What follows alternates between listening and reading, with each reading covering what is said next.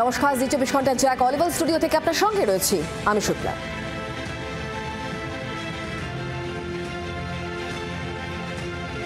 জি 24 ঘন্টা আমি শুভ্রসাচী আপনাদের সঙ্গে। আর শুরুতেই যে খবরের চোখ রাখবো তা হলো কলকাতা পুলিশের ফেসবুক পোস্ট নিয়ে রীতিমতো হইচই। শিক্ষক দিবসের শুভেচ্ছা জানিয়ে বিভাগে কলকাতা পুলিশ কিরকম জানাবো আমি শুভ্রসাচী।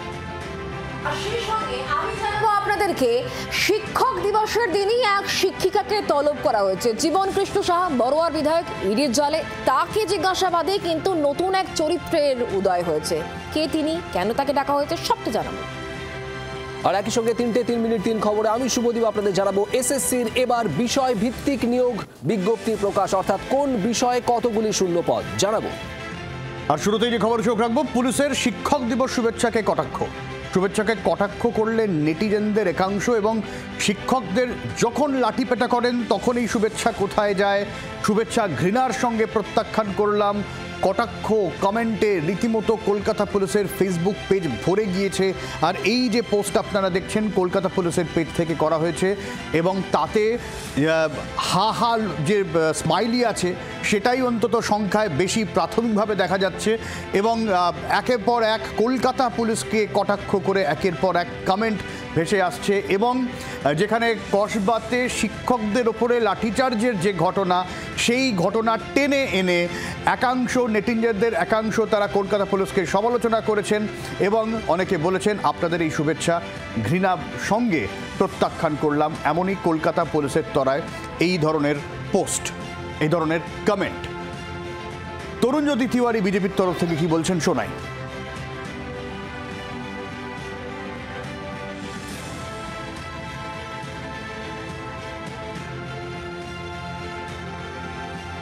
শিক্ষকরা সমাজের মেরুদণ্ড, তারা মেরুদণ্ডটা শক্ত করে সমাজের। এই পার্টিকুলার পুলিশ কর্মী যারা ছিল, আপনারা মনে আছে শিক্ষকদের আন্দোলনে একজনের কোমরে লাথি মেরেছিল শিক্ষকের আন্দোলনরত। যারা লাথি মারে, যারা পুলিশদের লাঠি পেটা করে, তাদের মুখে শিক্ষক দিবসের শুভেচ্ছাটা ঠিক মানায় না। আবার বলছি, পুলিশের কাজ করতে একরকম ব্যাপার, কিন্তু যে পুলিশ যেগুলো করেছে, যতটা নিচে নেমেছে, তারপরে মানে ইন্টারনেটে বা বিভিন্ন সোশ্যাল মিডিয়াতে তাদের সম্পর্কে এগুলো বলা হচ্ছে, তো অত্যন্ত কম। এই পুলিশগুলো যদি তাদের শিক্ষকদের কাছে যায়, তাদের শিক্ষকরাও হয়তো দুঃখ প্রকাশ করবে যে এরকম ফালতু ছাত্র আমাদের ছিল যাদেরকে আমরা শিক্ষা দিতে পারিনি। তো কলকাতা পুলিশের পরিবার, কলকাতা পুলিশ কিছু হলেই প্রেস কনফারেন্স করে। আজকে একটু প্রেস কনফারেন্স করে লজ্জা প্রকাশ করুক, কারণ তাদের পুরো বিষয়টা সামনে চলে এসছে। আরজি কর পরবর্তী আবহেই কলকাতা পুলিশ নানান প্রশ্নের মুখে পড়তে শুরু করে। একের পর এক কলকাতা পুলিশ নিজের ভাবমূর্তি ফিরিয়ে আনার চেষ্টা করলো, বারবার তা বুমেরাং হয়েছে। আর এই শিক্ষক দিবসের পোস্টের পর দেখা গেল আবারও সেই কলকাতা পুলিশের বিরুদ্ধে কটাক্ষ, তার বিরুদ্ধে এই ধরনের একের পর এক কমেন্ট। তৃণমূলের অরূপ চক্রবর্তী কি বলছেন শোনাব। পুলিশ শিক্ষক দিবসে সম্মাননা জানিয়ে পোস্ট দিয়েছে। রাজনৈতিক বিরোধিতা থাকতেই পারে, কারা করছে রাজনৈতিক বিরোধিতা? এই রাজনৈতিক বিরোধিতা করছে বিজেপি আর সিপিএম।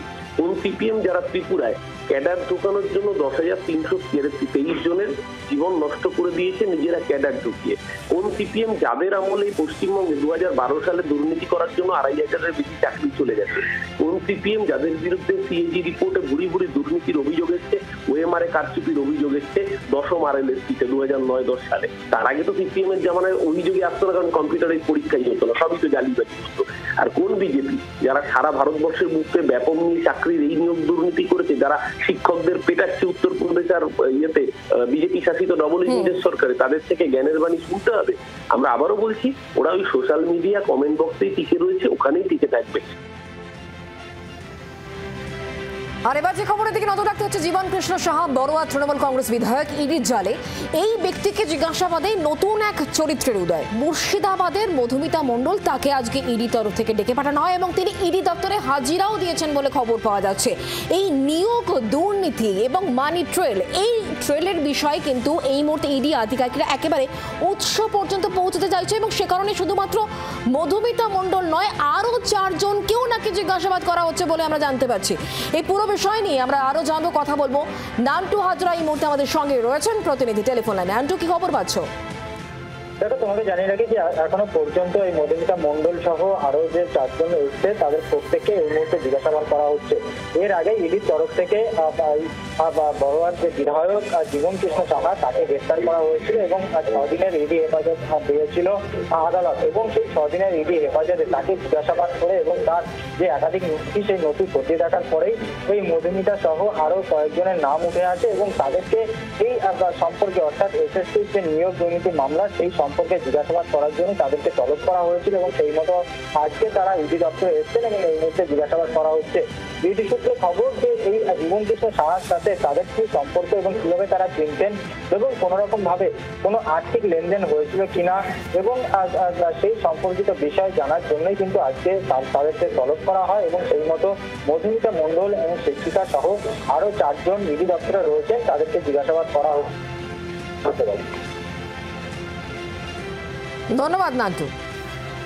মধুমিতা মণ্ডল সহ আরো 4 জন, মোট 5 জনকে ইতিমধ্যে কিন্তু জিজ্ঞাসাবাদ করা হচ্ছে। মধুমিতা মণ্ডলের খোঁজ পায় ইডি আধিকারিকরা। জীবন কৃষ্ণ সাহা তাকে জিজ্ঞাসাবাদেই কিন্তু তার নাম উঠে আসে। মুর্শিদাবাদের এই শিক্ষিকাকে ডেকে পাঠানো হয় এবং তাকে এখনো পর্যন্ত জিজ্ঞাসাবাদ করা হচ্ছে বলে খবর পাওয়া যাচ্ছে। শিক্ষক দিবসের দিন এক শিক্ষককে তলব। তৃণমূল বিধায়ক জীবন কৃষ্ণ সাহা ইডির জালে। জীবন কৃষ্ণ সাহার সূত্র ধরেই কিন্তু মধুমিতা মণ্ডলকে জিজ্ঞাসাবাদ ইডি আধিকারিকদের। শুধুমাত্র মধুমিতা মণ্ডল নয়, আরও 4 জনকেও ডেকে পাঠানো হয়েছে এবং তাদেরকেও একই সঙ্গে জিজ্ঞাসাবাদ পর্ব চলছে।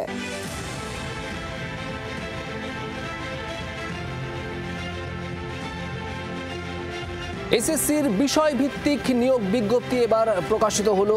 মোট 35,762টি শূন্য পদ।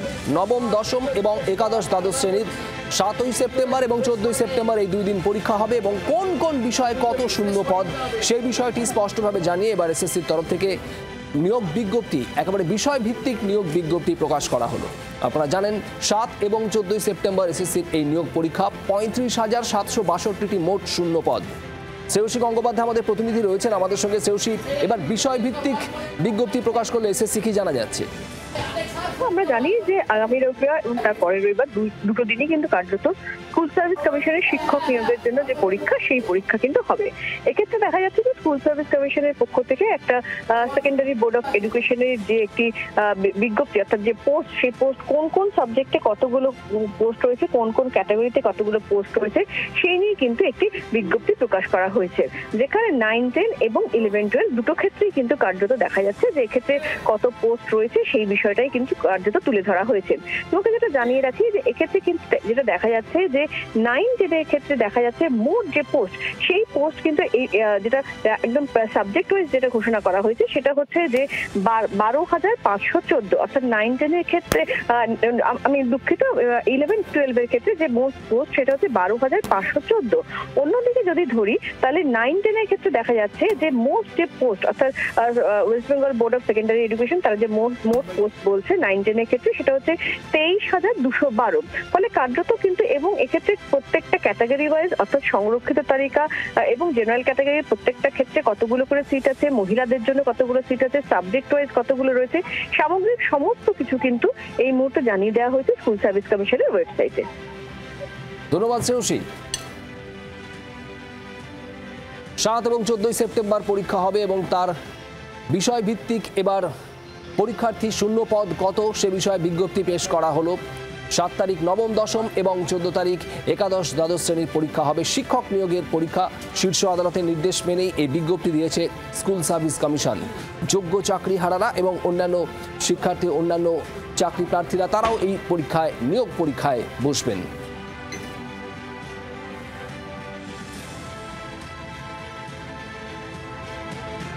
ব্যারাকপুরে অস্ত্র উদ্ধার কাণ্ডে বিবাদী বাগ যোগসূত্র। বিবাদী বাগ অস্ত্রের দোকানের 3 মালিক গ্রেফতার হয়েছিল। ধৃতরা সম্পর্কে 3 ভাই। এর আগে অন্য মামলায় ধৃত 2 দোকানকর্মীকে গ্রেফতার করেছিল এসটিএফ। গত মাসে খড়দার ফ্ল্যাট থেকে বিপুল অস্ত্র উদ্ধার হয়। মধুসূদনকে গ্রেফতারের পর নয়া সূত্র মেলে এবং তদন্তের সূত্র ধরে মালিক পক্ষের 3 ভাইকে গ্রেফতার করা হয়। আগে মনে থাকবে বিবাদী বাগের অস্ত্রকাণ্ড, যেখানে দোকান মালিক এক দোকান কর্মী, তিনি অস্ত্র সরাচ্ছিলেন, তার কাছ থেকে একাধিক কার্তুজ উদ্ধার হয় এবং তারপরে যখন ব্যারাকপুরের একটি বাড়িতে বিপুল অস্ত্র উদ্ধার হয়, সেখান থেকে তদন্তে জানা যায় ওই দোকানের যোগসূত্র এবং পারিবারিকভাবে এই ব্যবসা রীতিমতো জাঁকিয়ে বসেছিল। অন্তত মালিক পক্ষের 3 ভাই গ্রেফতার হতো, সেটাই অনুমান।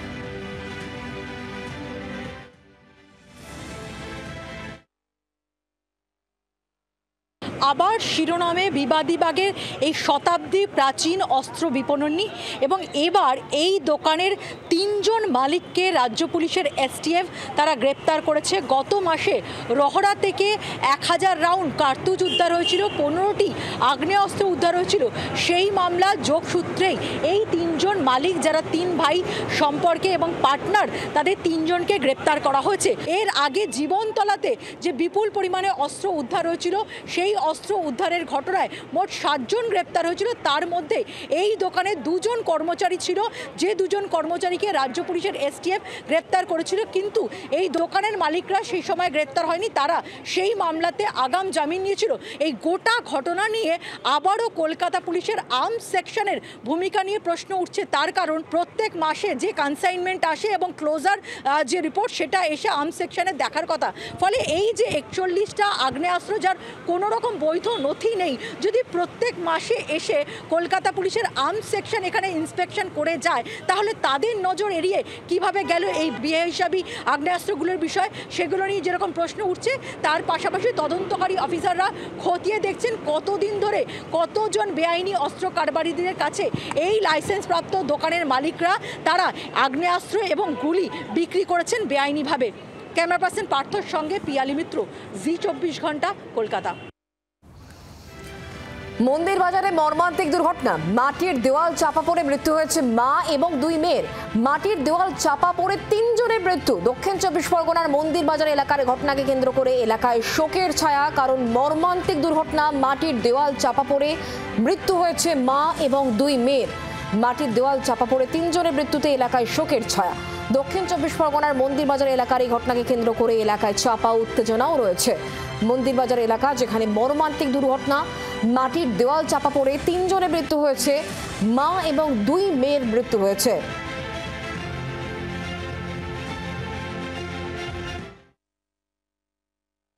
ঘরটা 10 বছর আগে হওয়ার কথা ছিল, রিসেন্ট 1 মাস আগে দিয়েছে, তাই ঘরটা বাঁধতে কমপ্লিট হয়নি, তার আগে ঘর ভেঙে পড়ে গিয়ে মারা গেছে। এটা কি আগে দিলে ভালো হতো? আরো আগে দিলে খুবই ভালো হতো, অন্তত 2 বছর আগে দিলেও ভালো হতো। দেয়া হয়নি কেন তখন? আগে দেয়নি, হয়তো ওরা যে শাসক দল আছে ওরা ভেবেছে যে হয়তো বিজেপি করে, তাই একে দেবো না। যার পাকা বাড়ি আছে তাকে দিচ্ছে, কিন্তু মাটির ঘর থাকাও সত্ত্বে তাকে বলছে না, তোমার নাম হয়নি, তোমার নাম আসেনি, দেয়নি। মন্দির বাজার এলাকার ঘটনা যেখানে মর্মান্তিক দুর্ঘটনা ঘটেছে, মাটির দেওয়াল চাপা পড়েই বিপত্তি, 3 জনের মৃত্যু, মা এবং 2 মেয়ের মৃত্যুকে কেন্দ্র করে এলাকায় শোকের ছায়া। দেখতে পাচ্ছেন সেই ছবি, দেওয়াল চাপা পড়ে মৃত্যু হয়েছে মা এবং 2 মেয়ের। মন্দির বাজার এলাকার ঘটনা মর্মান্তিক দুর্ঘটনা, মাটির দেওয়াল চাপা পড়ে 3 জনের মৃত্যু। দক্ষিণ 24 পরগনার মন্দির বাজার এলাকার ঘটনা।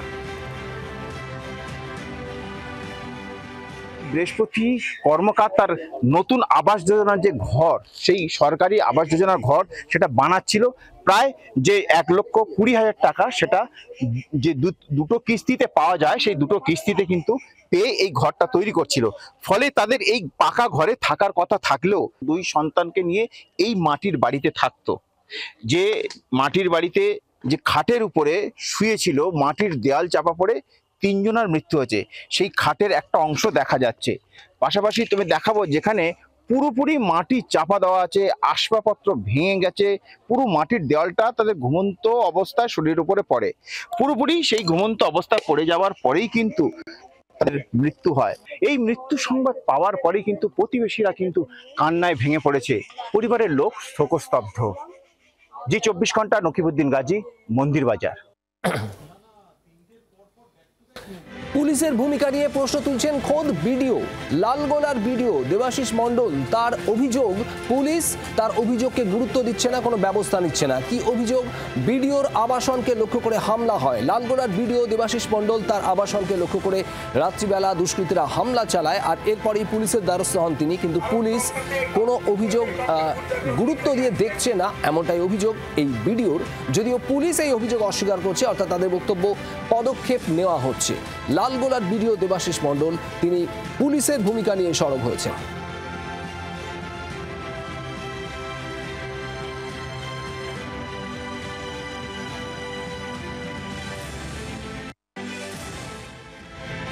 গত বুধবার গভীর রাতে মুখ বাঁধা অবস্থায় দুষ্কৃতীরা যেভাবে ইট পাটকেল ছুঁড়ে বিডিওর সরকারি আবাসনে যেভাবে আক্রমণের চেষ্টা চালিয়েছে নজিরবিহীনভাবে, সেই ঘটনায় এখনো পর্যন্ত দুষ্কৃতীরা অধরা।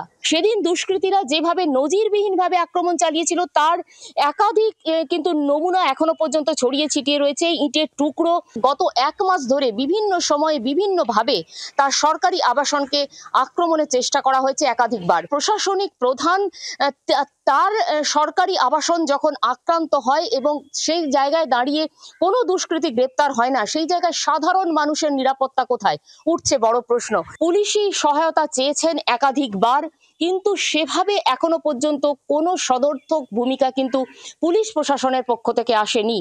ক্যামেরায় রঞ্জিতের সঙ্গে সোমা, জি 24 ঘন্টা।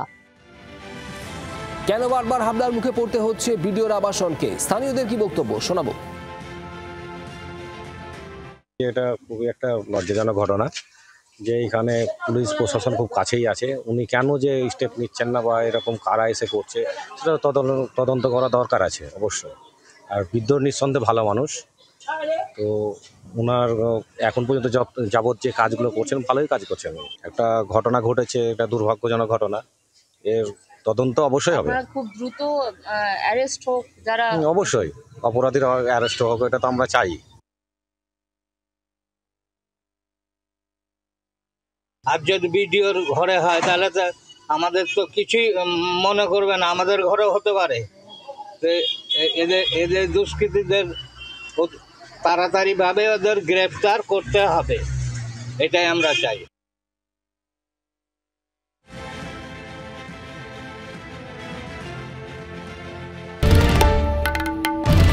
বাংলার আওয়াজ, বাঙালির আবেগ, জি 24 ঘন্টা।